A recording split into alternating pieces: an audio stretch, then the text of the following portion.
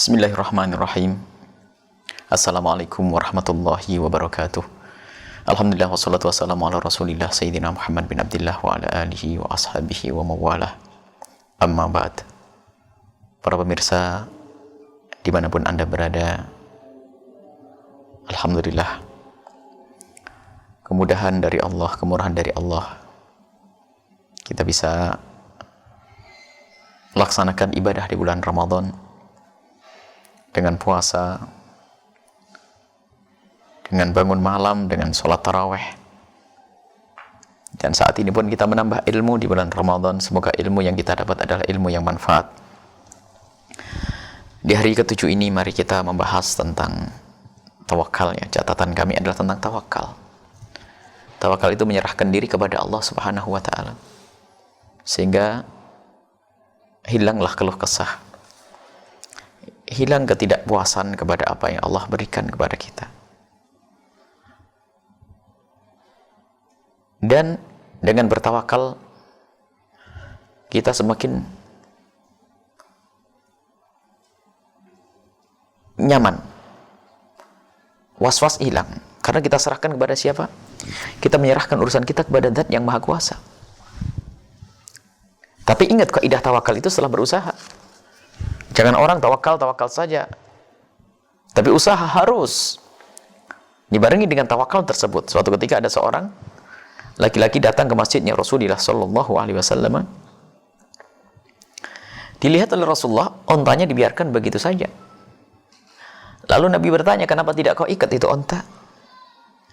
Ia menjawab dengan bahasa tawakal, ya Rasulullah, kami tawakal. Kalau sudah Allah jaga, nggak bakal hilang. Ditegur oleh Rasulullah, iqil fatawakkal. Ikat dulu, baru bertawakal. Begitu juga dalam segala usaha kita. Harus kita lakukan dua hal. Yang satu, menghadap kepada Allah. Satu, menghadap kepada Allah. Ini separuh perjalanan kita, menghadap kepada Allah Subhanahu wa ta'ala. Yang kedua, kita berusaha secara lahir. Menuntut ilmu pun demikian. Nggak ada orang saya puasa pengen bisa menghafal Al-Quran langsung dengan puasa. Nggak ada itu semuanya. Harus usaha lahir, memohon kepada Allah, berpuasa, beribadah, dan seterusnya, sambil berusaha menghafal dan menghafal. Urusan rezeki pun demikian. Begitu sebaliknya, nggak benar kalau orang hanya berusaha saja tapi lupa kepada Allah. Dan inilah kekeroposan iman kita. Sering kita melakukan satu pekerjaan mengandalkan akal dan kekuatan kita, lalu lupa kepada Allah. Kita bekerja mengandalkan kecerdasan kita dalam hitung-hitungan ekonomi. Lupa di sana ada Allah. Lupa bahwasanya kita punya Tuhan Allah yang bisa memudahkan segala urusan sekaligus mempersulit segala urusan. Contoh saja, seorang ibu yang anaknya sakit, ia akan pergi ke rumah sakit dengan segera karena dia cinta kepada anaknya. Tidak ingin anaknya terus berlarut-larut dan merasa sakit sehingga pergi ke dokter. Dan itu pekerjaan cerdas. Jangan dibiarkan begitu saja sakit, akan tapi diobati.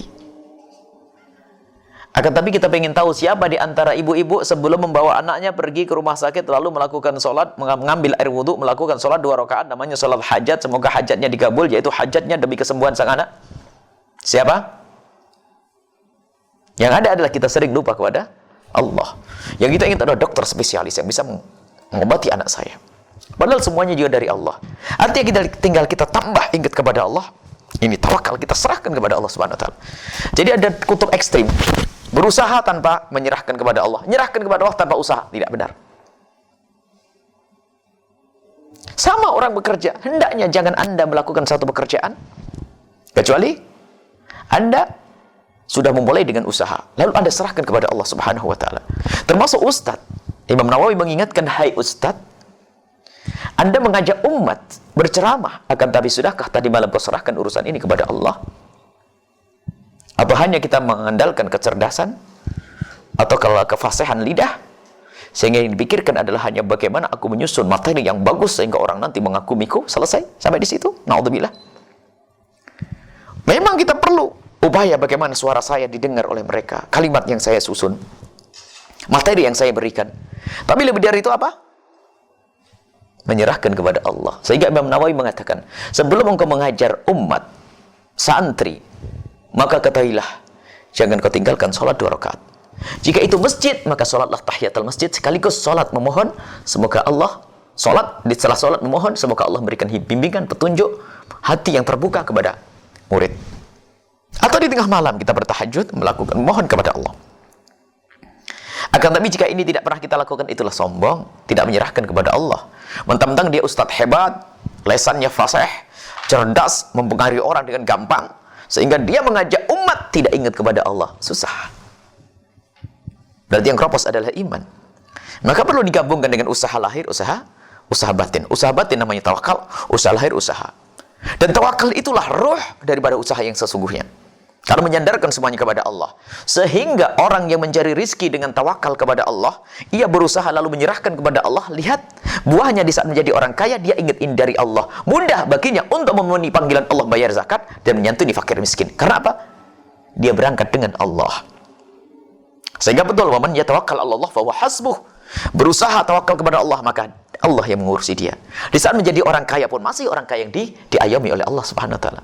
Mencari obat untuk sehat, serahkan kepada Allah. Usaha ke dokter, maka setelah sehat pun akan dijaga oleh Allah. Huwa hasbuh. Allah yang akan mengurusinya. Allah akan menjaminnya. Allah akan memberesinya. Ini penting yang perlu kita hadirkan di dalam upaya kita. Ini bab tawakal. Dan banyak orang urusan tawakal ini adalah pincang tadi. Tawakal toh nggak mau usaha. Usaha saja lupa, dan itu juga yang paling banyak. Rajin berusaha tapi tidak pernah mengadu kepada Allah Subhanahu wa taala. Mari kita gabungkan dua hal. Tawakallah kepada Allah Subhanahu wa taala terus dalam segala upaya dan usaha kita. Kita serahkan kepada Allah. Allah yang berikan kekuatan kepada kita. Allah yang berikan keinginan kepada kita. Allah yang memilihkan untuk kita. Kita serahkan kepada Allah sambil kita berusaha dengan benar, maka kita akan sampai kepada tujuan ridha Allah Subhanahu wa taala. Dengan dunia kita mendapatkan ridha Allah. Dengan ibadah kita mendapatkan ridha dari Allah Subhanahu wa taala. Wallahu a'lam bishawab. Assalamualaikum warahmatullahi wabarakatuh.